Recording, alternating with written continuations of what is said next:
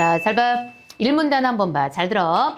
근대 경제학은, 그럼 근대 미출거 봐. 근대라는 시간이 있다는 것은 무슨 말? 뒤에 변화되는 게 있다는 뜻인 거야. 그럼 근대 경제학은 국민 소득, 물가, 고용, 경기 변동 등의 미출 거시적 현상에다 미출거다. 거시의 반대말이 뭔지 알지? 우리 거시 반대말 뭐라 그래? 미시라 그러잖아.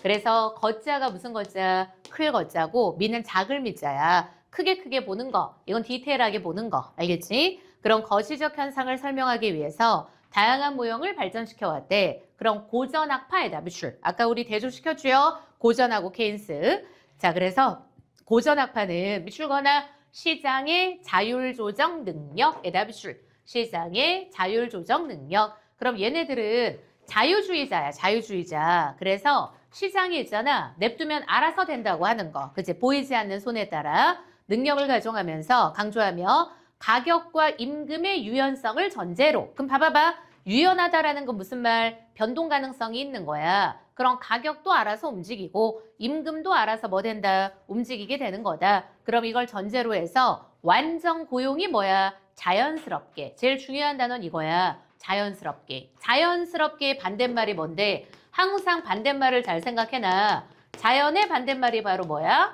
인위적인 거잖아. 그지? 그래서 고전학파는 뭐냐? 냅두면 알아서 된다고 보는 거야. 됐죠? 자, 근데 그러나 끊어. 아까 말해줬죠? 20세기 초반에 뭐가 나타나? 대공황이 나타나. 알겠지? 그래서 대공황을 계기로 해서 시장의 자율조정 기능에 한계가 있다는 비판이 제기가 돼. 왜냐면 야, 너네 봐라. 냅뒀더니 어떠니 문제 생겼는데 해결이 안 되잖아. 그지? 그래서 나온 게 바로 뭐다? 케인스가 된다. 알겠죠? 자, 그래서 케인스랑 뭐랑 딱 대줘야 고전학파하고 딱 대준 거야. 됐지? 자, 그럼 이제 그 다음 케인스는 뭐냐? 우리 고전학파는 뭘 써? 모든 게 알아서 된다고 했거든. 수요가 뭐에 맞춰진다고 본 거야? 공급에 알아서 맞춰진다고 본 거야. 알겠지? 그지? 그래서 고전학파 말에 따르면 아까도 얘기했지만 우리 그렇잖아. 봐봐. 이게 산업혁명을 바탕으로 해서 있잖아. 이 산업이 되게 발전을 해.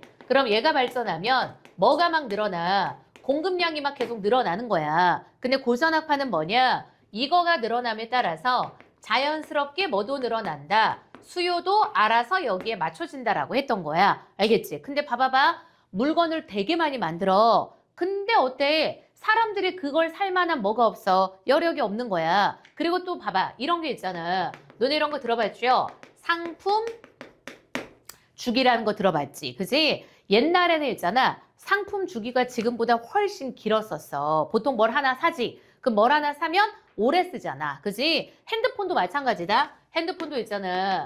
지금 스마트폰 같은 경우에는 신제품이 계속 나와. 그럼 보통 어때? 바꾸는 사람들은 어떠니? 해마다 아니면 2년에 한 번씩 바꾸기도 하고 막 이러잖아. 그죠? 근데 선생님이 맨 처음에 대학교 들어가가지고 핸드폰 쓸 때 있잖아. 핸드폰 한 번 사면 보통 쓰는 디폴트가 보통 4년, 5년이었어요. 그렇게 자주 안 바꿨어. 잃어버리지 않는 한 고장도 안 나. 알겠죠? 절대 고장도 안 나요. 그래서 옛날에는 지금보다 핸드폰을 훨씬 튼튼하게 만들었어. 왜냐면 얘네들이 옛날 같은 경우에는 지금은 어때? 엄청나게 수많은 업체들이 있고 경쟁이 심하고 그러잖아. 그리고 많이 팔아야 되잖아. 근데 옛날 같은 경우에는 업체도 많이 없었어요. 그래서 지금은 어때? 너네 모르는 회사 중에 모토로라라고 있어. 모토로라 들어봤어? 모토로라가 한때는 어때? 핸드폰 매출 제일 원탑이었어. 삼성보다 더 많이 팔렸던 거. 얘네가 스마트폰으로 변하는 시즌에 대처를 못해가지고 얘네가 진짜 거의 망한 거거든? 아예 아직 망하진 않았어. 알겠지? 막 인수되고 그랬어. 근데 모토로라에서 옛날에 뭐가 있었냐?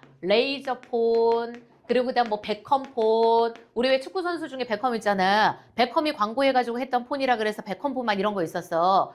이런 모토로라 핸드폰이 있잖아. 20층 옥상에서 떨어뜨려도 고장이 안 나요. 알겠죠? 그지? 절대 고장이 안 나는 핸드폰이었어. 기능은 없어. 심지어 옛날 핸드폰에 알람도 없었어. 모토로라 다른 핸드폰들은 알람은 있었거든? 근데 얘는 있잖아. 알람도 없어. 뭐밖에 안 돼? 전화하고 문자밖에 안 돼. 근데 엄청나게 튼튼해. 알겠지? 그지? 얘는 어떻게 하냐? 기본적으로 그렇게 고장 안 나게 하기 위해서 어떠냐면 거기 뒤에 지금은 다 배터리가 다 안에 뭐 돼 있어? 내장돼 있잖아. 근데 옛날에는 배터리를 끼웠다 아니면 넣었다 이렇게 했어. 그러면 이런 핸드폰들을 있잖아. 떨어질 때 충격을 완화시키기 위해서 저절로 배터리가 분리가 돼. 알겠지? 그치? 무게가 그럼 가벼워지잖아. 그래서 저절로 배터리가 분리가 딱 돼요. 그래서 막 사람들이 있잖아. 진짜 핸드폰 너무 바꾸고 싶어가지고 애들이 막 떨어뜨려, 막 던지고 고장이 안 나. 알겠지? 그치? 고장이 안 나요. 그래서 상품 주기가 되게 길어. 그 옛날에 더 길었잖아. 상품 주기는 길어요. 근데 어때? 물건을 막 만들어. 사람들이 어때? 한 번 사면 어때? 보통 샀던 거 잘 안 바꾼단 말이야. 그치? 그러다 보니까 공급을 수요가 못 따라가. 알겠지? 그럼 물건 만들었는데 남아 돌잖아. 그래서 발생한 게 바로 뭐다?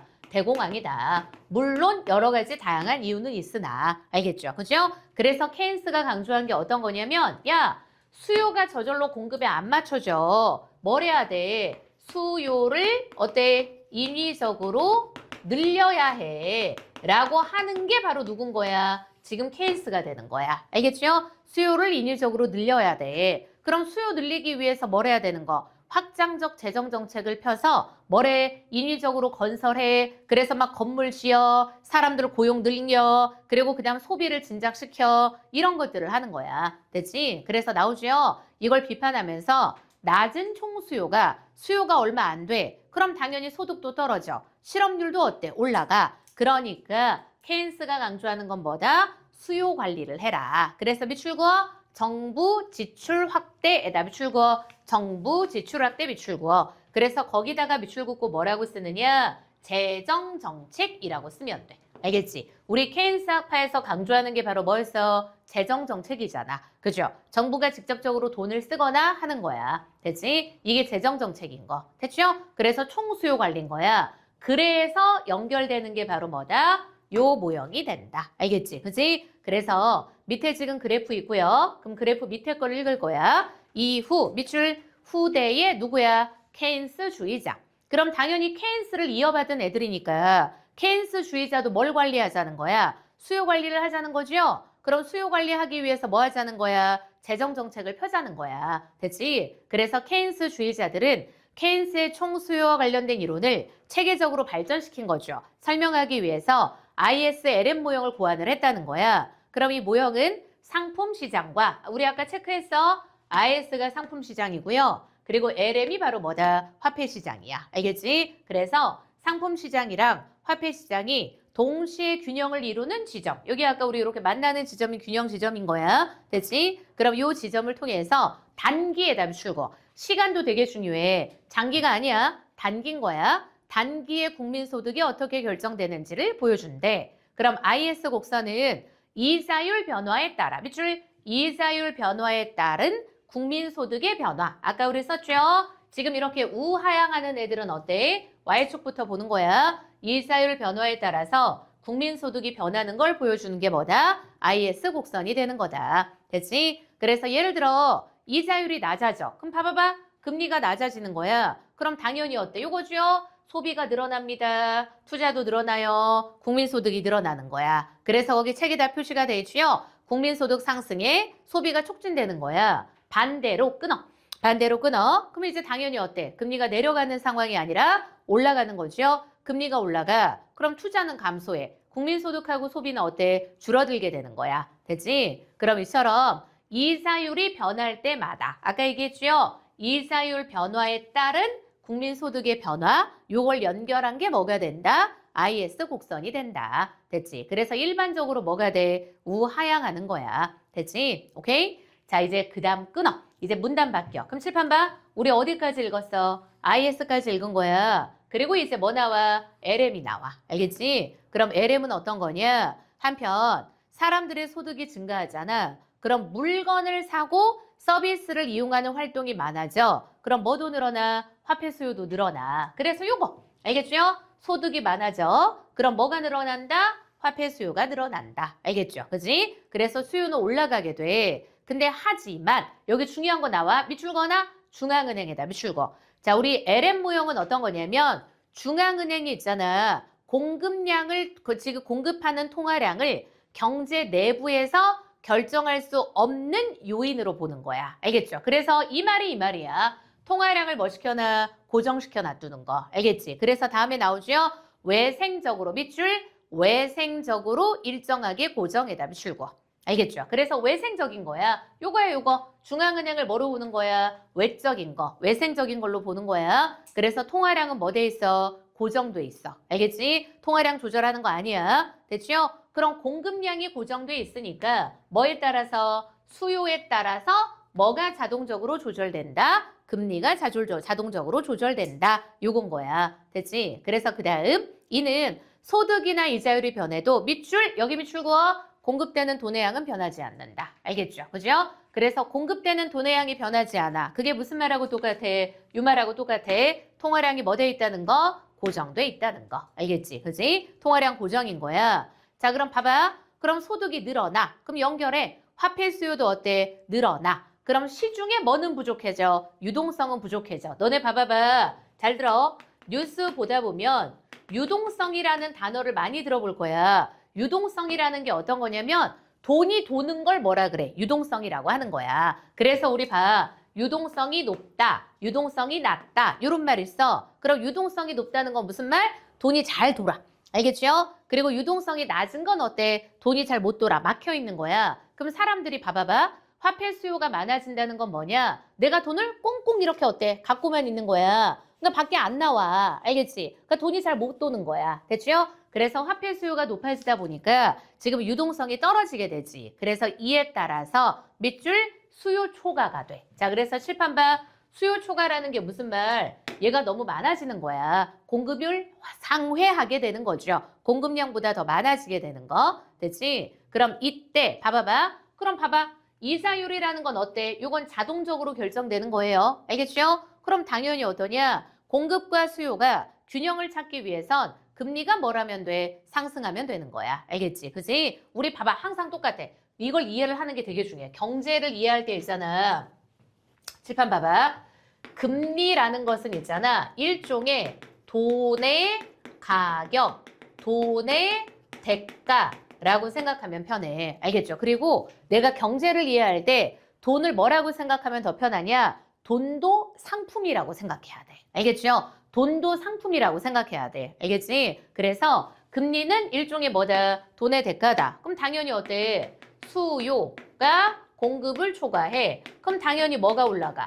가격이 올라가. 그지? 그리고 거꾸로 돼. 그럼 당연히 어때? 가격은 내려가게 되는 거. 알겠지? 그지? 그래서 돈도 똑같은 거야. 이자율도 마찬가지인 거야. 알겠죠? 그죠? 그래서 수요가 너무 많아져. 그럼 금리 올라가죠? 수요가 지금 적어요. 공급량이 더 많아. 금리 내려가는 거야. 알겠지? 그지? 그래서 요렇게 봐봐봐. 우리 케인스 학파 LM 그 모형에 따르면 금리는 이렇게 자동적으로 결정돼. 뭐에 따라서? 수요에 따라서. 왜냐면 공급은 한정돼 있거든. 알겠지? 자동적으로 결정되는 거야. 그래서 나오죠?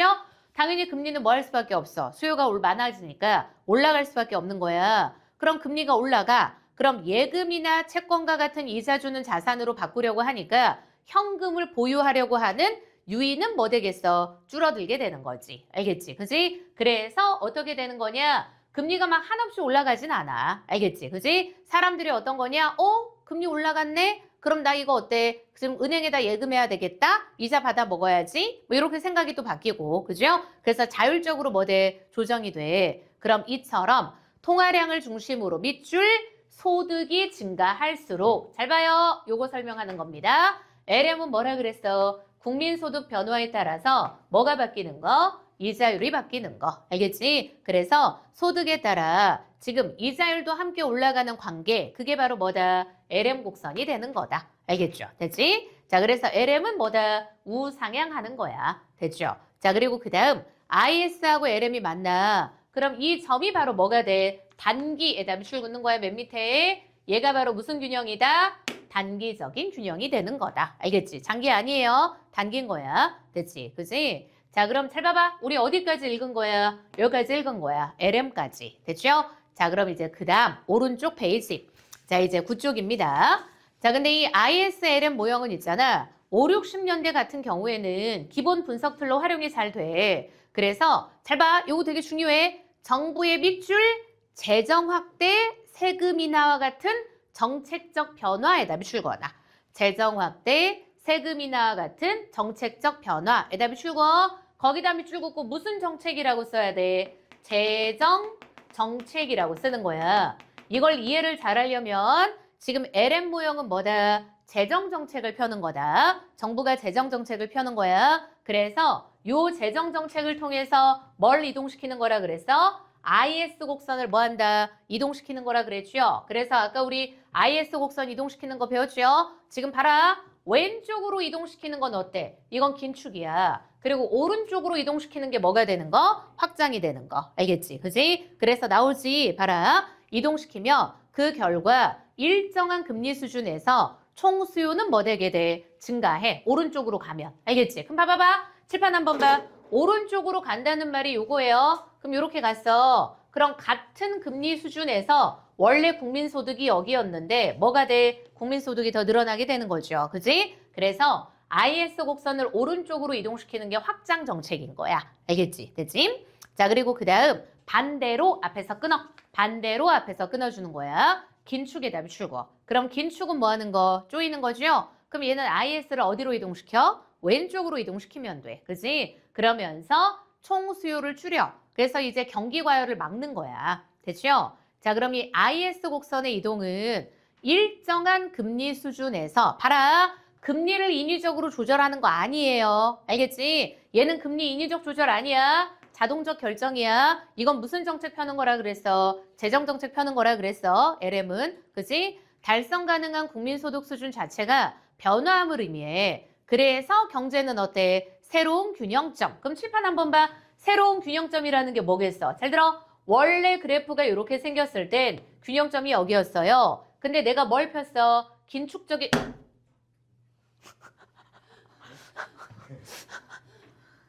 아, 이 새끼가 자꾸... 뭐야?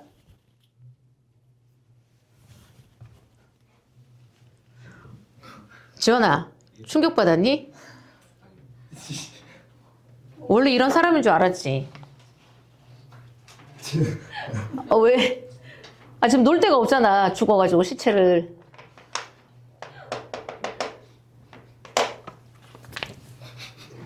아, 왜 웃어? 아, 선생님 벌레를 두려워하지 않아. 항상 어렸을 때부터 시골에서 크니까 벌레와 함께 컸기 때문에 벌레를 두려워하지 않아. 알겠지? 벌레 나타났다고 막 소리 지르는 거 나는 이해를 잘 못해. 알겠지? 항상 어렸을 때부터 내가 교실에서 내가 다 잡아줬거든. 근데 근데 그게 있어, 선생님은. 벌레는 괜찮아. 근데 조류공포증이 있어. 조류공포증. 그래가지고 이제 그런 거 있잖아. 비둘기. 그런 애들. 그런 공포증이 있어. 벌레 같은 거는 그런 건 상관없어.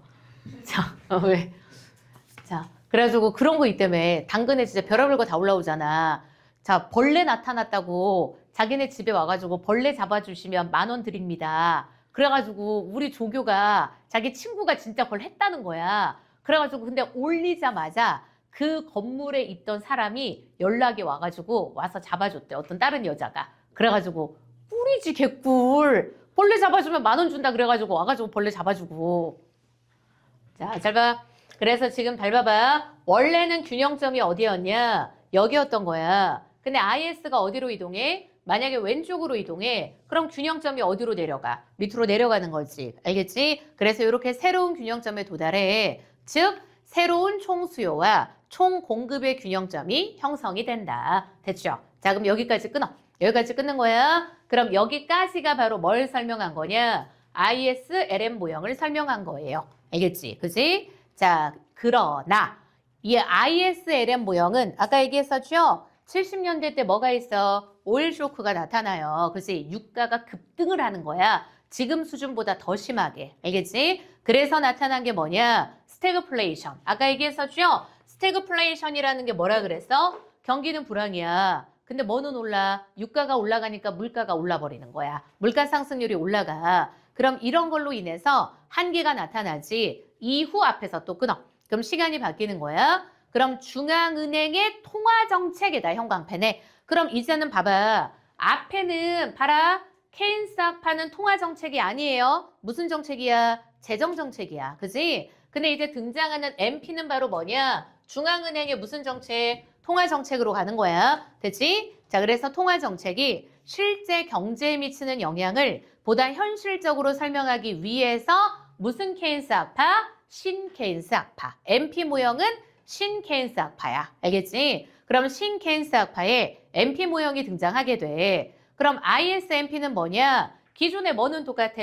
IS는 똑같이 유지해. 알겠죠? 뭐만 달라져? LM 대신에 MP로 바뀌는 거야. 됐지? 자, 그래서 이 기존의 IS 곡선은 유지해. 그리고 그 다음 형광펜에. 이게 중요한 거야. 중앙은행이 경기 상황에 따라 기준금리를 어떻게 조정하는지에다 형광펜에. 알겠죠? 달라지는 게 이거야. 그래서 칠판 한번 봐. MP는 중앙은행이 인위적으로 뭘 조절하는 거야? 금리 조절을 하는 거예요. 알겠죠? 자, 근데 우리 봐봐봐. 여기 LM은 뭐야? 금리가 인위적으로 조절되는 게 아니야. 자연적으로 금리가 조절되는 거야. 알겠지? 공급량이 고정돼 있으니까 수요량에 따라서 어때? 이자율이 지금 결정되는 거거든. 그지? 자, 근데 MP 같은 경우는 뭐냐? 중앙은행이 인위적으로 금리 조절을 하는 거야. 됐죠? 자, 그래서 이제 설명이 들어가. 이제 문단 바뀌어. ISLM이랑 ISMP랑 모두 미출고. 그럼 모두라는 건 무슨 말? 공통점인 거야. 자, 그래서 모두 이자율을 모형 내부에서 결정되는 내생 변수로 다루고 있어. 그럼 양쪽 다 이자율이라는 것은 바로 뭐다? 내생 변수야. 그러니까 칠판 한번 봐. 내생 변수라는 말의 의미가 무슨 말인 거냐면 이거야. 경제 내적인 변수인 거야. 알겠지? 그지? 그 경제 내적인 거야. 내생 변수로 다뤄. 자, 근데 LM은 뭐냐? 통화량을 통제하는 주체가 바로 누군 거야? 중앙은행인 거야. 알겠지? 그지? 그래서 밑줄 중앙은행이 정부처럼 시장 밖에서. 자, 그래서 칠판 한번 봐. 아까 선생님이 여기다 썼죠? 여기 LM은 뭐냐? 중앙은행이 경제체제 외적인 거야. 시장 밖에서. 알겠죠? 그래서 시장 밖에서 있잖아. 시장을 규율하고 조정한다고 간주를 해. 자, 근데 반면 앞에서 그럼 MP는 뭐냐? 중앙은행이 어디에 있어? 안에 있는 존재로 보는 거야. 알겠지? 중앙은행도 어디 안에 있는 거다? 시장 안에 있는 애다. 됐지? 그래서 나오죠? 경제체제 내부 주체로 본다. 그게 바로 MP인 거야. 됐지? 그럼 따라서 봐라. 자, 이제부터 잘 읽어야 돼. MP 곡선에서 금리 결정. 그럼 잘 들어. 금리 결정 누가 하는 거야? 중앙은행이 하는 거. 알겠지? MP는 중앙은행이 인위적으로 금리 결정을 하는 거예요. 됐죠? 그럼 MP 곡선에서 지금 금리 결정은 뭐냐? 잘 봐. 물가 상승률 미출고 국민소득 미출고. 그럼 물가 상승률이랑 국민소득이라는 건 경제 뭐가 돼? 요거야. 내부 요인이야. 알겠죠? 요건 경제 내부 요인이야. 그럼 이거에 따라서 내생적으로 조정돼. 알겠지? 그럼 봐봐봐. 그럼 여기에 따라서 금리가 조절되는 건 뭐냐? MP 곡선 위에서만 움직이는 거예요. 알겠죠? 그죠? 내생적인 건 MP 곡선 위에서만 움직이는 거다. 됐지? 이게 바로 내적인 거야. 경제적인 것만 보는 거. 됐죠? 자, 그래서 나오죠? 내생적으로 조정되고 국민소득의 변화로 금리가 변하는 건 이게 이 말이야. 곡선 위의 점의 이동이다. 알겠지? 그지? 내생 변수에 의한 건 곡선 위에 있는 점의 이동인 거야. 됐지? 자, 그 다음 그래서 나오죠? 소득이 증가해. 그럼 봐봐봐. 여기 나와 있는 설명이 이건 거야. 우리 뭐가 올라가? 소득이 증가하죠. 그럼 뭐가 올라가? 수요가 확대가 돼. 그럼 어때? 물가 상승 압력이 뭐 하게 돼? 커지게 돼. 그래서 중앙은행이 뭐가 걱정이 돼? 인플레이션이 걱정이 되니까 이걸 억제하기 위해서 인위적으로 뭘 올리는 거야? 금리를 올리는 거야. 그래서 시판 봐봐. 국민소득이 올라가요. 그럼 얘가 늘어나면 늘어날수록 금리가 계속 뭐 되고 있어? 올라가고 있는 거죠? 그지? 그걸 누가 한다라고 하는 거? 중앙은행이 인위적으로. 알겠죠? 인위적으로 지금 조정한다라고 하는 거야. 됐지? 자, 그래서 이거는 어때? 요 곡선 위에서 이동하는 건 경제 내적인 변수에 따라서 이동하는 거야. 됐지? 자, 그리고 그 다음 문장 봐. 그래서 나오죠? 억제하기 위해서 기준금리를 올려. 그리고 금리 상승은 어때? 소비 투자 줄여. 그럼 물가를 안정시켜. 경제를 균형으로 이끄는 거야. 그럼 MP 곡선은 이러한 기준금리 조정이 경기 상황에 반응해서 이루어진다는 점을 반영하므로 일반적으로 LM 곡선처럼 뭐가 돼? 우상향을 하는 거야. 알겠지? 그지? 그래서 칠판 봐요. 자, 코로나 때 뭐 내려서 금리를 내렸어요. 그럼 금리 내리니까 어땠어? 너무 물가가 올랐어. 그러니까 인위적으로 뭘 올려? 금리를 올리는 거야. 그럼 이런 것들은 다 어디 안에서 움직이는 거? MP 곡선 위에서 움직이는 거야. 알겠지? 너무 버블이 심해질 것 같다. 그럼 금리를 올리는 거지. 됐지? 국민소득이 증가할수록. 됐죠? 그 다음 반면 끊어. 외부 요인에 답이 출고. 알겠지? 그래서 칠판 봐.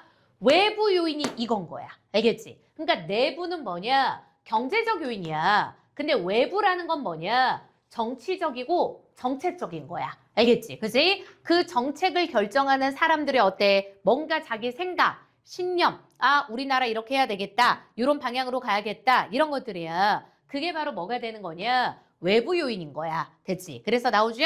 외부 요인이 바뀌어. 그럼 뭐가 이동해? 곡선 자체가 이동해. 알겠지? 외부 요인이 바뀌면 곡선 자체가 이동을 하는 거야. 됐지? 그래서 어떻게 되는 거냐? 예를 들어서 물가 안정을 위해서 정책 기조 자체를 변경. 밑줄고 정책 기조 자체 변경에다 밑줄고. 정책을 바꾸는 게 외부 요인이야. 아까 얘기했지? 정책적인 측면, 정치적인 측면 이런 걸 뭐라 그래? 외부 요인이라 그런다. 됐지? 그럼 이거에 따라서 지금 뭐라는 거냐? 지금 이제 금리를 변경을 해. 그럼 이건 외부 요인 있잖아. 그러면 뭐가 바뀌어? MP 곡선 자체가 바뀌는 거야. 알겠죠? 그죠? 그럼 얘가 이동을 하는 거야. 됐지? 그래서 얘네가 무슨 기조? 요거. 긴축적 기조를 취해. 그럼 MP 곡선이 어디로 올라가? 위로 올라가. 아까 우리 설명했죠? 얘가 위로 올라간다라는 말의 의미는 얘가 어떻게 돼? 이렇게 되는 거야. 그래서 어때? 이렇게 이동하는 거지. 그지? 그럼 MP 곡선이 위로 올라가는 거야. 됐죠? 자, 그리고 그 다음 지금 경기 부양을 위해서 앞에서 끊어 완화. 그럼 이렇게 완화적인 기조를 취해. 그럼 당연히 MP 곡선이 어디로 이동해? 아래로 이동하겠죠. 됐지? 그럼 이거는 뭐에 따른 거야? 외부 변수에 따른 이동인 거야. 알겠지? 외부 변수에 따라서 뭐다? MP 곡선 자체가 위아래로 이동한다. 근데 경제 내부적인 거, 물가 상승률, 국민소득, 실업률 이런 거에 따라서 금리를 올리고 내리는 건 뭐다? MP 곡선 그냥 위에서 그냥 움직이는 거야. 알겠지? 그지? 오케이? 자, 그래서 이렇게 해서 새로운 균형에 도달한다. 이해되죠? 무슨 말인지? 그래서 칠판 봐. 잘 봐. 그럼 여기까지 뭔지 알겠죠? LM이랑 MP랑 차이점. 그리고 그 다음에 MP에서 내적인 거, 외적인 거 구분하기. 알겠지? 그지? 자, 이제 마지막 문단. 요것만 읽으면 돼. 자, 그럼 중앙은행이 금리를, 그럼 봐봐봐. 예전에는 금리를 지금 정책 기조로 보지 않았어. 금리는 알아서 돼. 그냥 어때? 재정정책을 펴는 거야. 근데 이제는 어때? 통화정책을 펴는 거잖아. 그 이유가 바로 뭐냐? 금융시장 규모랑 자본의 이동이 지금은 어마어마하게 커져. 알겠죠? 그래서 통화량이라는 것 자체를 있잖아. 이걸 고정해가지고 유동성을 뭐 하기 힘들어? 통제하기가 힘든 거야. 됐지? 자, 그리고 따라서 밑줄 금리를 정책수단으로 삼는 ISMP 모형에다 밑줄거나 금리를 정책수단으로 삼는 계속 이것만 생각하면 돼. MP 모형이 뭘 인위적으로 조절하는 거다. 금리를 인위적으로 조절하는 거다. 됐지? 그럼 이렇게 삼는 MP 모형은 밑줄 현실 경제의 정책적 효과를 구체적으로 설명할 수 있다. 알겠죠? 그럼 얘가 지금 갖고 있는 의인 거잖아. 그리고 또 아울러 ISMP는 있잖아. 경제 주체들의 기대 변화가 총 수요하고 경기 변동에 어떤 영향을 미치는지 함께 분석이 돼. 그럼 그게 뭔 소리냐? 경제 주체인 가계, 우리도 다 가계에 들어가. 그리고 기업은 중앙은행이 뭘 할 건지를 예측해가지고 뭐라는 거야? 소비나 투자 결정을 내리는 거야. 알겠지? 그지? 그래서 예를 들어서 중앙은행이 경기 상황에 따라서 금리를 어떻게 조정하는지 예측 가능성이 높아. 그리고 정책에 대한 신뢰가 커. 그럼 당연히 어때? 가계하고 기업은 장기적인 금리 안정과 물가 안정을 기대해서 소비하고 투자가 안정적으로 이루어지는 거야. 됐죠? 자, 근데 반대. 앞에서 끊어. 정책이 일관적이지가 않아. 알겠지? 그지? 그리고 뭐가 안 돼? 예측이 안 돼. 그럼 경제 주체들은 어때? 불확실성이 우려가 되죠? 그럼 당연히 뭘 줄이는 거야? 소비나 투자를 줄이는 거야. 알겠지? 그지? 그러니까 이런 거야. 봐봐봐. 잘 봐. 이제까지는 잘 봐. 한국에서 계속 어땠어? 그놈의 주식시장이 코리아 디스카운트라고 해서 주식시장이 많이 성장하지 못했단 말이야. 그지? 그래서 왜냐면 사람들이 한국 시장 자체를 안 믿어요. 알겠지? 그지? 그래서 너무 불확실해. 그러니까 한국 시장에 투자를 안 하는 거야. 그래서 어때? 국장을 탈출하는 건 지능순이라는 말이 나올 정도로 그래 왔어. 근데 지금 어떠니 정권이 바뀌고 이러면서 계속 한국 시장을 지금 뭐 하기 위해서 부응하기 위한 노력들을 했잖아. 뭐가 높아져? 정책 신뢰성이 높아져요. 그러니까 사람들이 어떠니? 믿는 거죠? 그리고 그 믿고 게다가 또 어때? 반도체 실적 잘 나오고 그러니까 사람들이 너도 나도 지금 없이 다 뭘 사고 있는 거야? 그놈의 반도체를 엄청나게 사고 있는 거야. 주가가 계속 오르고 있잖아. 그지? 이란이 전쟁하든 뭐하든 상관없이 지금 막 오르고 있잖아. 됐죠? 그게 이거야. 알겠지? 옛날하고는 달라진 거지. 그지? 뭔가 신뢰도가 높으면 안정적으로 사람들이 투자를 해요. 근데 신뢰 자체를 하지 않아. 그럼 뭘 하게 돼? 지금 오히려 현금을 갖고 있으려고 하는 거야. 됐지? 자, 그럼 이제 그 다음 이것은 자금이 시중에 머물며 실물 경제로의 확산이 지연되는 현상으로 나타나. 그럼 이런 상황에서 그럼 잘 들어. 사람들이 자꾸 투자를 안 해요. 근데 그런 상황에서 칠판 한번 봐.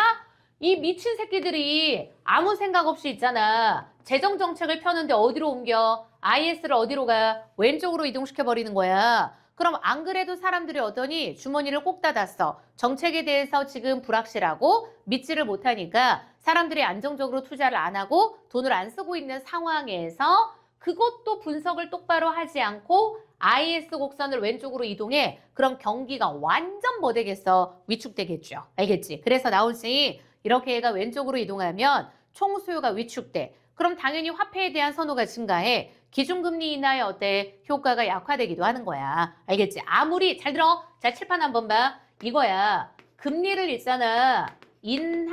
인하한다고 해서 그 효과가 무조건 다 잘 나타나는 게 아니야. 상황에 따라 다른 거야. 알겠지? 봐봐. 이럴 수도 있어. 봐봐. 금리 인하 신호가 있잖아. 사람들에게는 뭐기도 한 거냐? 금리를 내려? 그럼 뭔가 경기가 위축될 수 있다는 거네? 내가 이 상황에서 어때? 돈을 쓰지 말아야겠다. 투자를 하지 말아야겠다. 이런 생각을 할 수도 있다는 거지. 알겠지? 그지? 자, 그래서 다음 문장. 그럼 불확실성이 커질수록 당연하죠. 정부를 못 믿어. 그럼 당연히 어때? 정책의 파급력은 낮아지게 되는 거야. 알겠지? 정부를 못 믿은 거니까. 그리고 다음 페이지. 중앙은행은 경기 회복을 위해서 추가적인 뭘 해야 돼? 정책 신호를 내야 돼. 알겠죠? 그죠? 자, 그래서 이처럼 정책의 제일 중요한 단어가 요거죠? 지금 무슨 성? 신뢰성 밑줄 긋고 그리고 그 다음 뭐야? 예측 가능성에다 밑줄 긋고 알겠지? 신뢰성 밑줄 긋고 예측 가능성 밑줄 긋는 거야. 그럼 이런 것들은 경제 주체들의 기대 형성에 직접적인 영향을 미쳐. 그리고 단기적인 경제 변동의 어때? 폭과 방향을 결정짓는 중요한 요인이 된다. 그래서 칠판 한번 봐. 이게 되게 중요한 거야. 우리 봐봐봐. 잘 들어. 맨 처음에 대통령 바뀔 때 어땠어? 대통령이 뭐 만들겠다 그랬어? 코스피 5천 만들겠다 그랬어. 그럼 코스피 5천 만들겠다고 하니까 사람들이 처음에 다 비웃었죠. 알겠지? 코스피 5천, 야, 코스피 5천 되면 광교 아파트 50억 하겠다, 야. 막 이러면서 사람들이 다 비웃었어요. 알겠지? 근데 진짜 뭐가 된 거야? 5천 되고 6천이 넘는 거야. 그러니까 지금 어때? 삼성전자 5만 원일 때도 안 사던 사람들이 삼성전자 20만 원 넘어도 못 사서 난리야, 지금. 알겠죠? 그죠? 뭐가 높아진 거야? 신뢰성이랑 예측 가능성. 그리고 계속 뭐가 나와? 반도체 실적 좋다, 실적 좋다, 실적 좋다. 그지? 계속 나오니까 게다가 지금 어떠니? 막 지금 하이닉스에서는 막 성과급 어마어마하게 뿌린다고 하죠. 그리고 삼전 애들은 노조에서 우리 돈 많이 안 준다고 지금 막 난리지. 막 이러고 있으니까. 그지? 그러니까 야, 반도체 진짜 잘 나가나 보구나. 앞으로 몇 년 동안은 슈퍼사이클이겠구나. 이 생각 드니까 너나 할 것 없이 자꾸자꾸 사는 거예요. 그죠? 이게 높아지는 거니까. 근데 만약에 어때? 지금처럼 되지 않았을 땐 주식시장하고 똑같은 거야. 신뢰성이 낮아. 알겠죠? 사람들이 한국을 안 믿어요.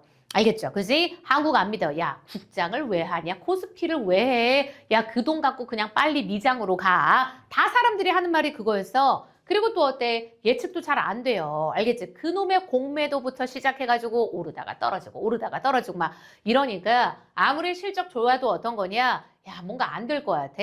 그럼 그때는 어때? 못 오르고 있었던 거지. 그지? 그래서 항상 주식도 그렇고 이런 경제도 그렇고 신뢰성하고 예측 가능성이 중요하다. 알겠죠? 됐지? 오케이? 자, 그래서 요렇게 해서 우리 뭐까지 본 거야? MP 모형 있는 거 비교까지 본 거예요. 얘 문제를 꼭 풀어봐야 돼. 알겠지? 그래서 지금 한번 풀어봐봐.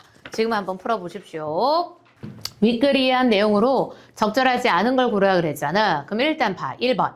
케인스의 답이 출구고. 그럼 이 사람은 어떤 입장? 시장의 자율조정이 실패할 수 있다. 그리고 정부의 정책 개입이 필요하다. 딱 맞죠? 그지? 그리고 2번이야.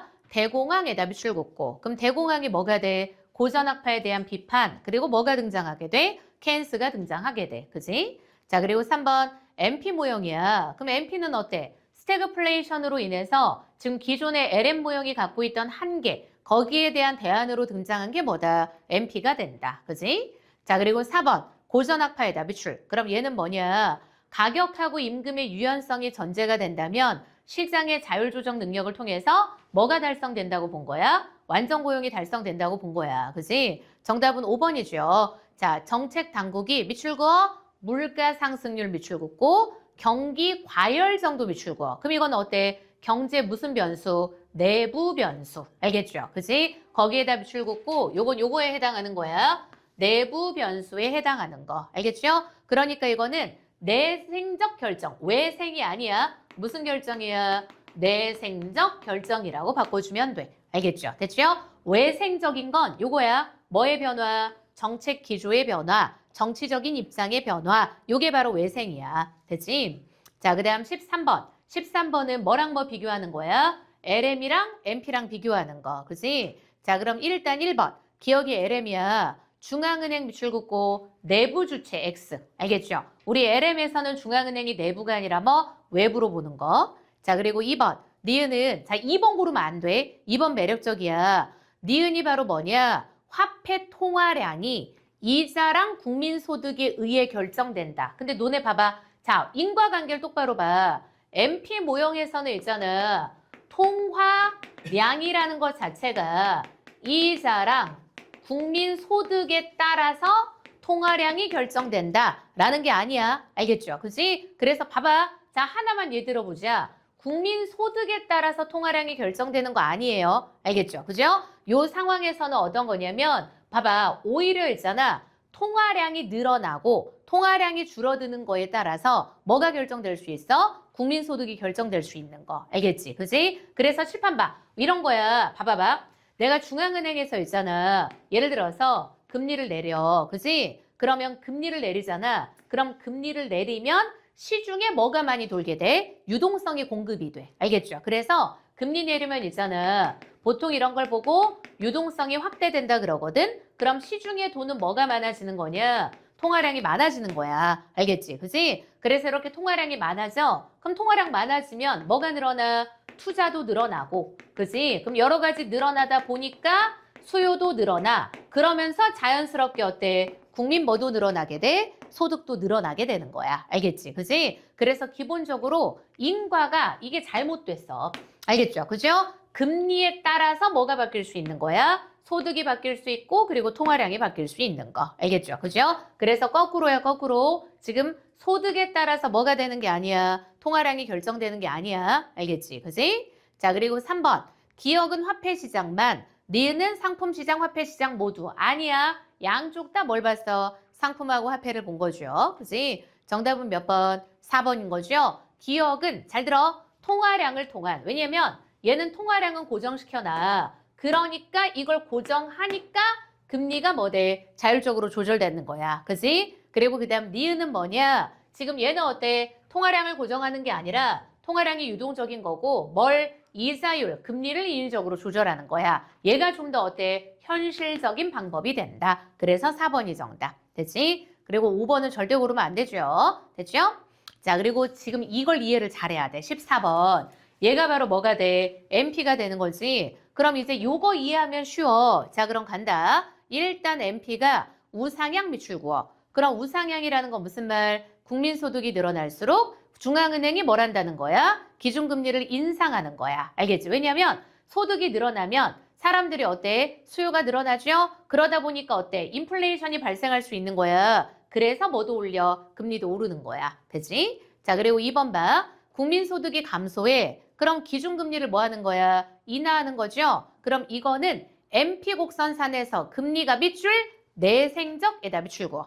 내생적. 그럼 칠판 봐. 요거야. 알겠죠? 내생적이라는 건 뭐야? 경제적인 변수에 따른 거. 알겠지? 국민소득, 물가 상승률 등등등등. 이거는 곡선 위에서 이동하는 거야. 되지? 자, 그리고 3번 봐. 만약 중앙은행이 있잖아. 물가 안정을 최우선으로 해서 밑줄거 긴축적인 정책 기조에다 밑줄거 정책 기조. 그럼 칠판 봐. 이건 무슨 측면이야? 정책적인 측면인 거죠? 그럼 정책적인 거니까 이건 어떤 거야? 외부 변수에 해당하는 거야. 그럼 외부 변수인 거고 이건 뭐가 돼? MP 곡선 자체가 이동하는 거야. 됐지? 그래서 나오죠? 긴축적 정책이야? 외부 요인이야? 그럼 곡선이 어디로 올라가? 위로 올라가는 거야. 알겠지? 여기 나와 있죠?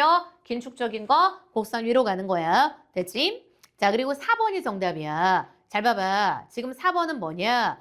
정부가 있잖아. 지금 뭐라 그랬어? 보니까 재정 지출을 확대해. 그러면 IS 곡선은 뭐 하는 거야? 오른쪽으로 이동해. 맞아. 여기까지 맞아. 알겠죠? 재정 지출이니까 재정 정책인 거야. 알겠지? 재정 지출은 재정 정책이야. 그러면 IS 곡선이 오른쪽으로 이동해. 총 수요가 늘어나. 그리고 이에 따라 높아진 미출구어 국민 소득에 반응하여 중앙은행이 기준금리 올리게까지 미출구어.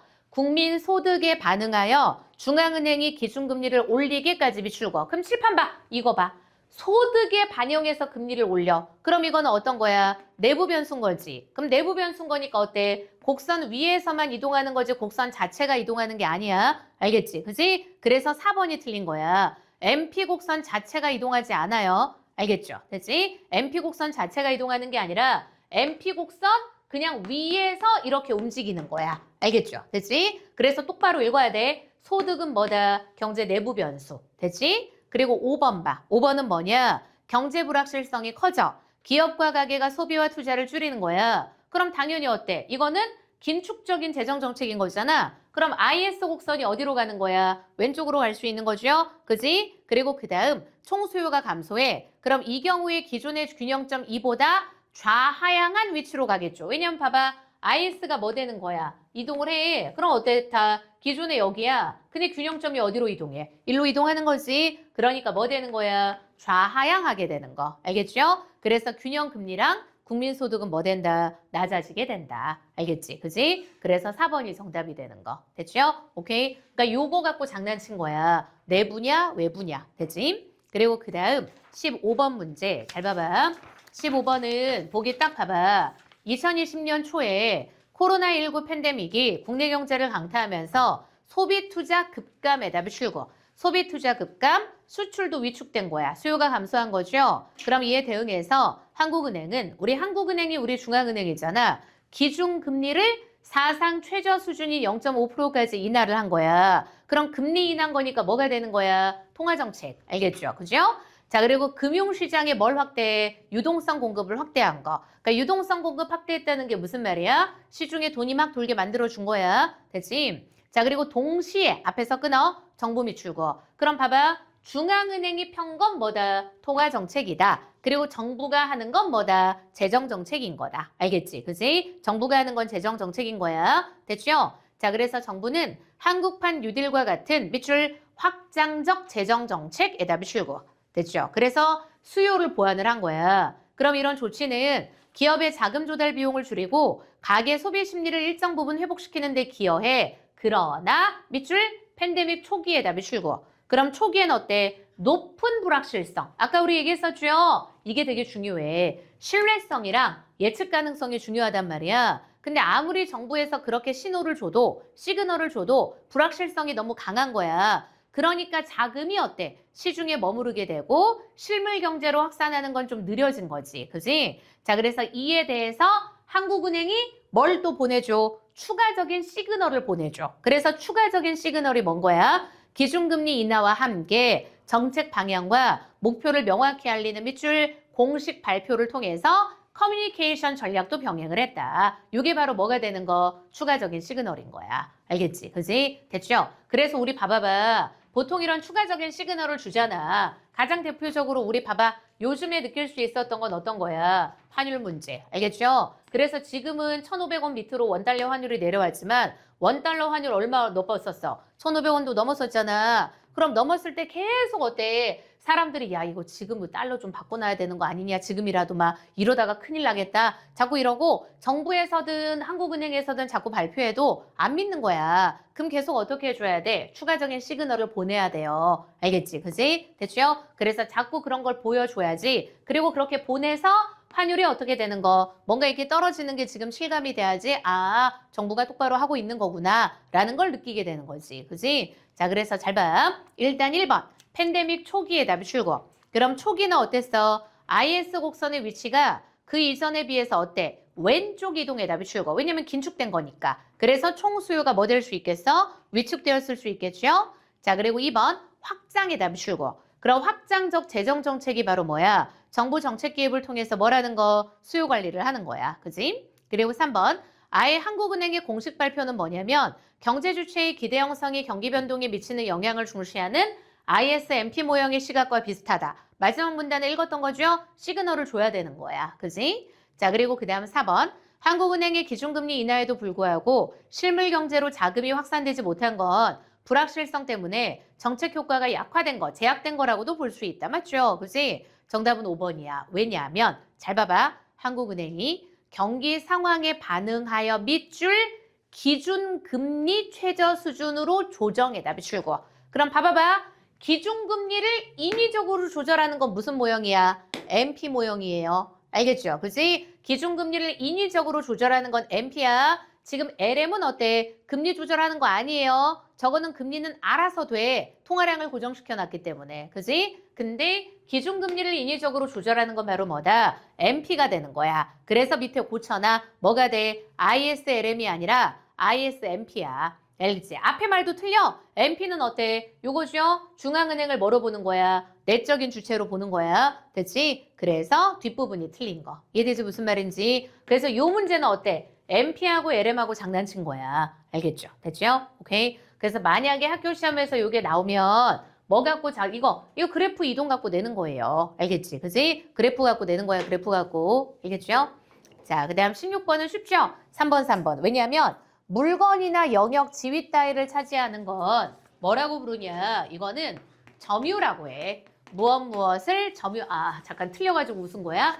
이거는 지금 봐봐봐. 점유한다라는 말을 써. 알겠죠? 이거 우리 평가원에도 나왔던 단어인데 지금 봐봐. 현금을 보유하는 거잖아. 그럼 보유는 내가 뭐라는 거야? 갖고 있는 거. 알겠지? 근데 어떤 거를 있잖아. 영역, 봐봐. 보유라는 거에 지금 어때? 영역이나 지금 어때? 지위 따위를 차지한다라는 의미를 부여하진 않아. 알겠지? 요거는 요거야. 점유. 알겠죠? 됐죠? 요땐 점유야, 점유. 정답 3번 고르면 됩니다. 됐지?